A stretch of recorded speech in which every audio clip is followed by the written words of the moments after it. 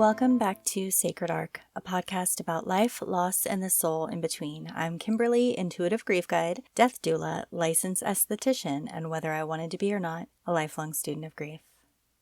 When we think about grief, we usually think about the obvious loss, the person who died, the relationship that ended, the life-changing event that happened, the loss we can point to and name. But over time, I've learned something.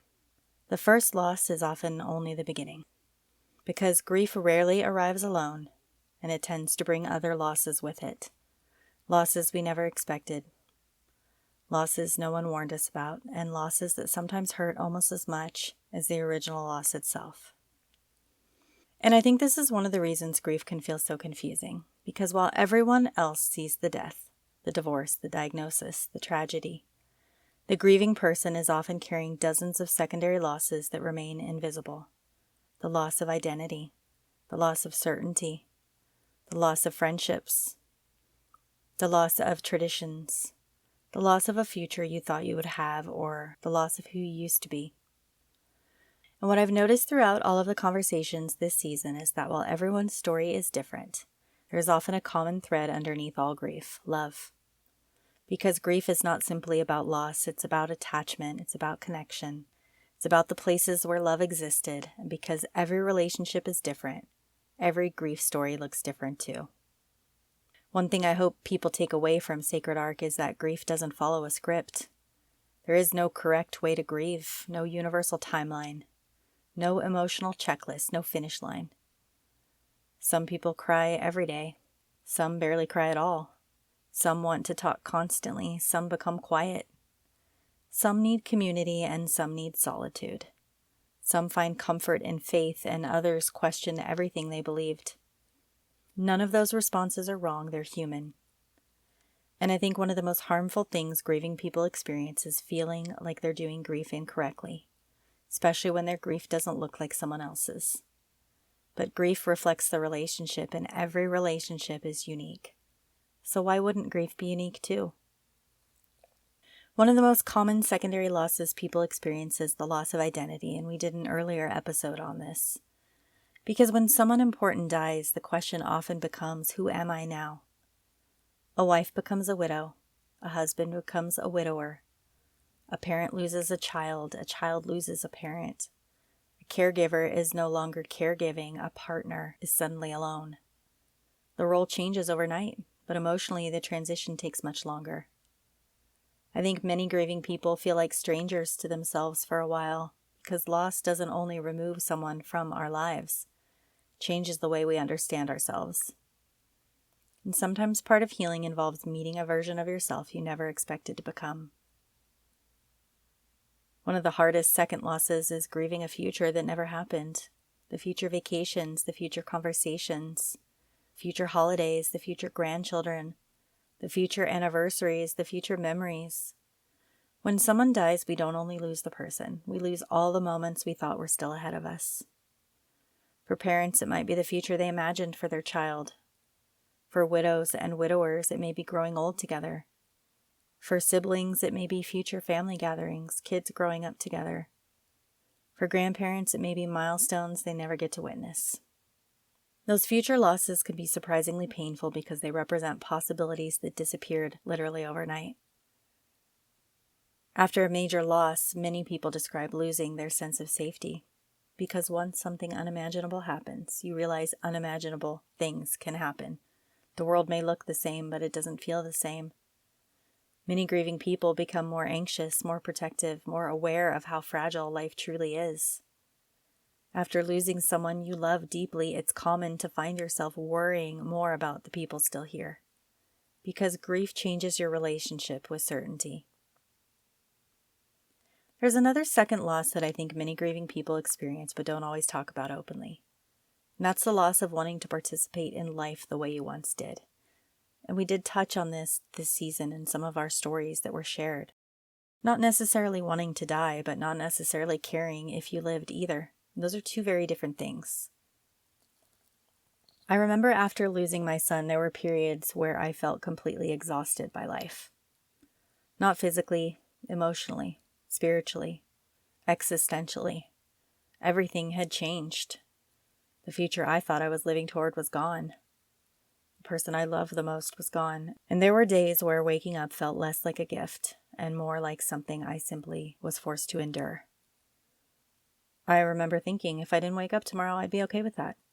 Not because I wanted to harm myself, not because I had a plan, but because the weight of grief felt so overwhelming that the idea of continuing felt exhausting. And I think many grieving people experience thoughts like this and immediately become frightened by them or ashamed of them.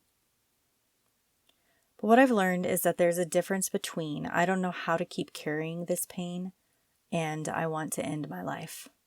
Those are not always the same thing.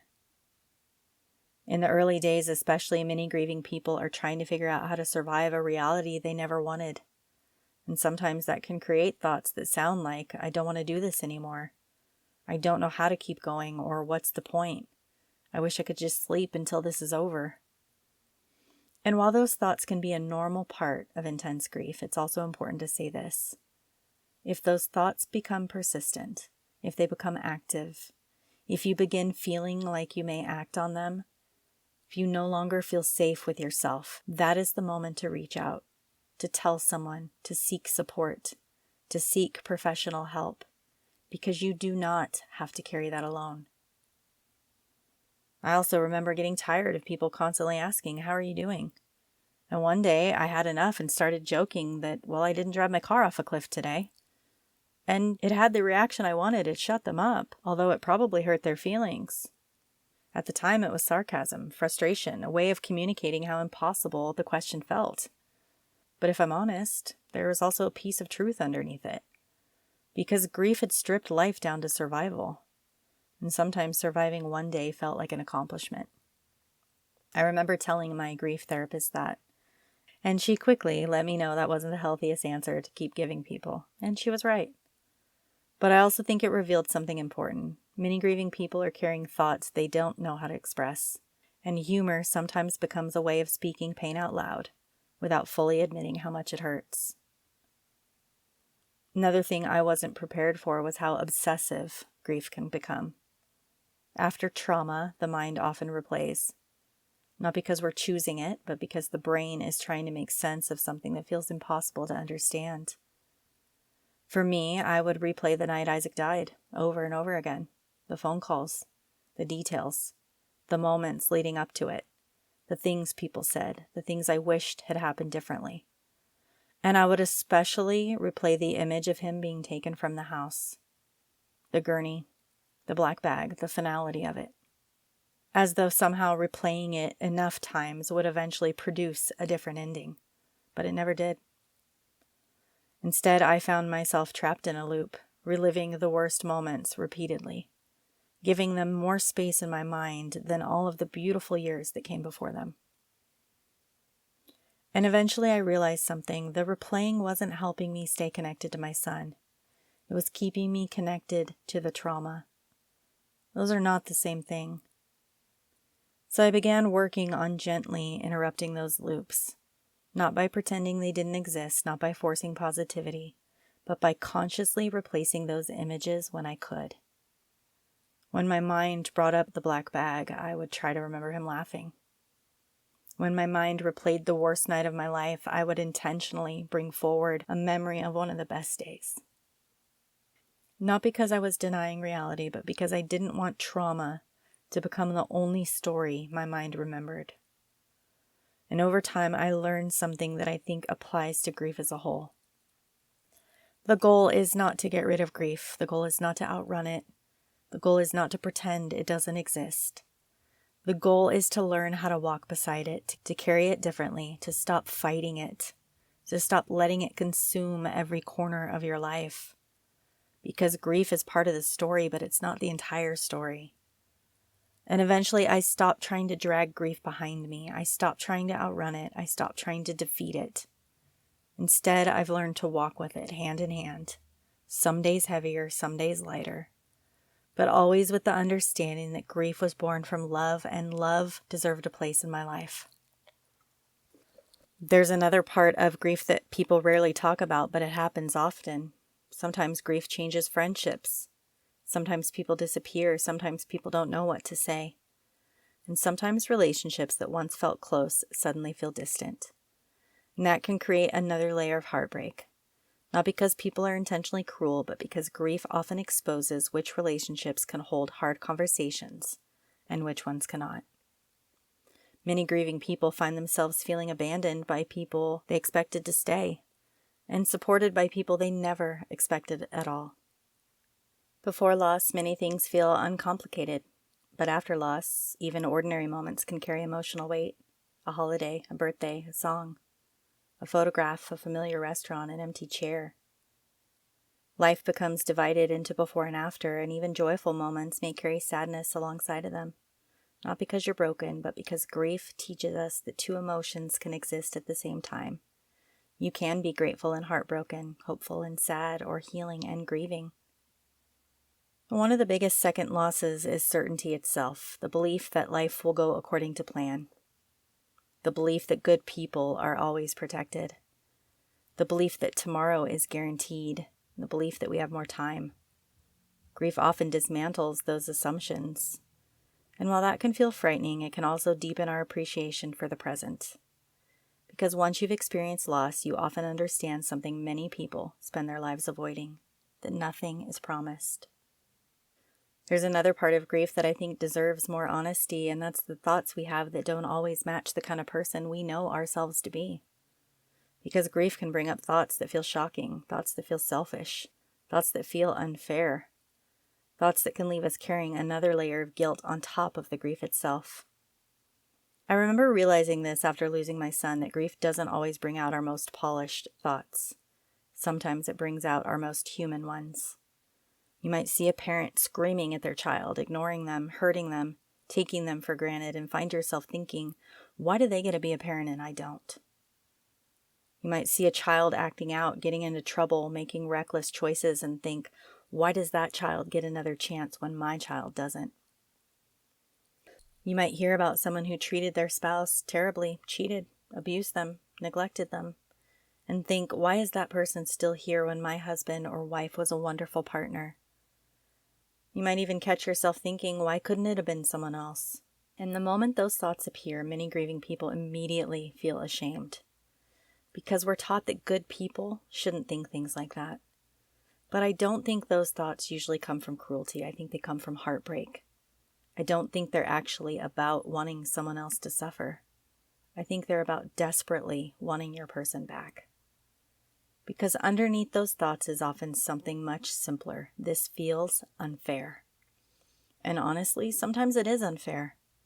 Loss doesn't always make sense. Good people die. Loving parents lose children. Faithful spouses lose partners, and kind people suffer.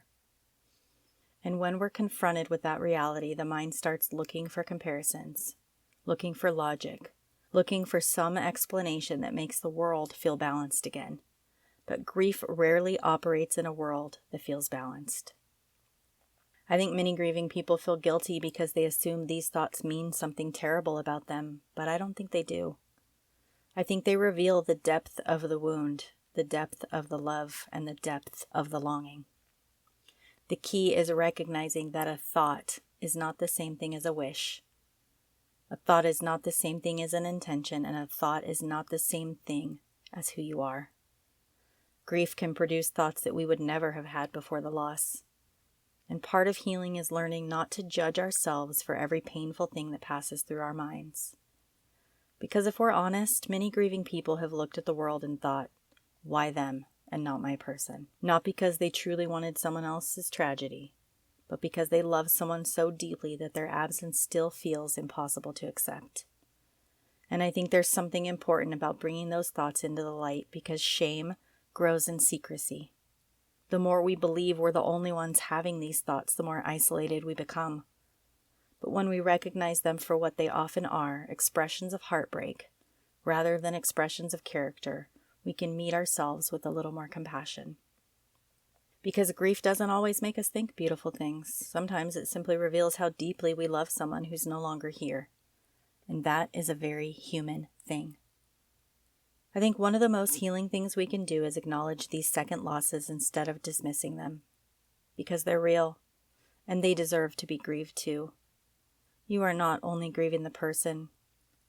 You might be grieving the future, the identity, the routines, the safety, the relationships, the assumptions, the life you thought you were living. And all of that matters. I also think it helps to stop comparing grief, because comparison often creates shame. Your grief doesn't need to look like anyone else's. Your timeline doesn't need to match anyone else's, and your healing doesn't need to resemble anyone else's. What matters is honoring your experience honestly.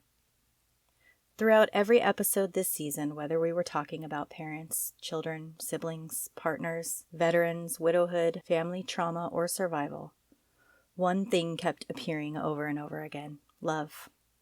Because grief is not proof of weakness, it's evidence of connection.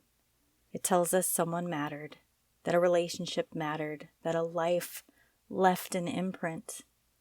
And while grief looks different for everyone, love often sits underneath it. Not always in the same form, not always in the same intensity, but present nonetheless. If grief has changed your identity, you're not alone. If grief has changed your friendships, you're not alone. If grief has changed your beliefs, you're not alone. And if grief has changed your future, you're not alone. If you're grieving losses beyond the obvious ones, those losses deserve acknowledgement too. Because grief is rarely just one thing. It's a series of adjustments, a series of endings, a series of new realities we never asked for. As we close this season, I keep coming back to one thought. Every story we've explored has been different losses, different people, different journeys. And yet every story contained the same truth. Love changes us, and loss changes us too. But neither experience is meant to be navigated alone. My hope for Sacred Arc has never been to provide all the answers. It's been to create a space where people feel seen, where grief can be honest, where stories can be shared, and where people can remember that their experience matters. Before we end today's episode, I want to invite you to just close your eyes here if that feels safe. Take a moment to just settle into your space, into your breath. And take a slow inhale through the nose and a nice slow exhale through the mouth. Now think about someone you love, someone whose life touched yours, someone whose story became part of your own.